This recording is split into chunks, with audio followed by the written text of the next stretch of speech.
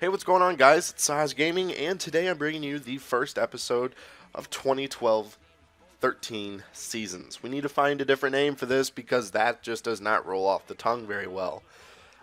Anyways, I want to talk about one quick change that I'm making to this series. I talked about all the rules in the last video.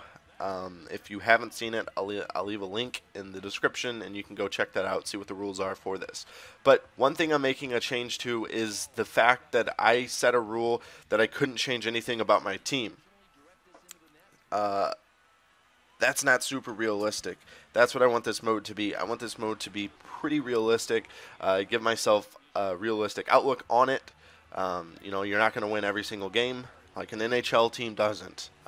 Even though I've got a great team, I don't expect to win every single game. I shouldn't win every single game. If that was the case, this mode would be very, very dumb. But anyways, I'm not going to wholesale my team. You're never going to see that. That's not going to happen. The core of my team that is the core right now will remain the core until the end. That's how that's going to work. But if there is a player that is hurting me more than he is helping me, I'm going to have to make that change.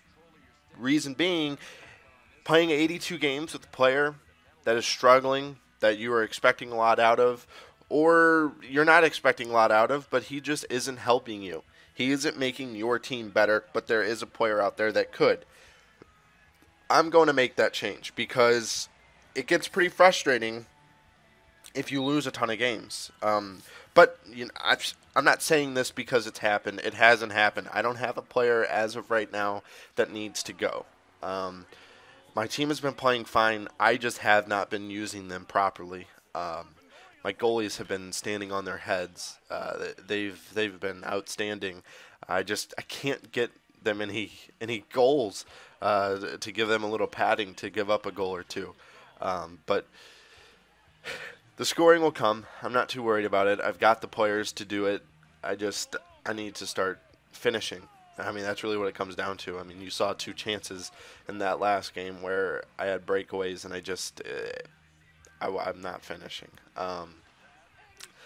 But one thing I want to talk about is I have been playing a lot of away games, and with those, I've been playing a decent amount of international ice games. I almost wonder if that is part of the reason why I haven't been having a ton of success with this team.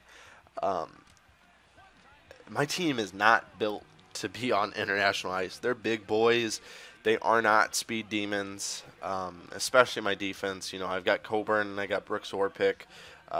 Although Orpik feels a lot quicker than an 84 skate or something. I think that's what it is. He feels a lot quicker than that, but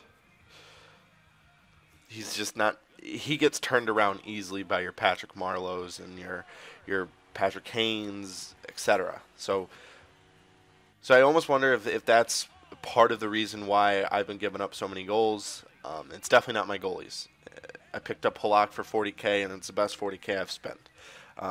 But one thing I do want to talk about is Nash. He is an absolute monster. If you have the coins to go get him, or the pucks rather, if you have the pucks to go get him, go buy him. He is phenomenal. His whole entire game is outstanding. His forecheck, his backcheck, his hitting, his shooting, his speed, everything about him is great. I'm not even going to say anything about the last goal. I'm just going to leave it. But we start out 1-1-1 in this series. Thanks for watching, guys. Have a good one.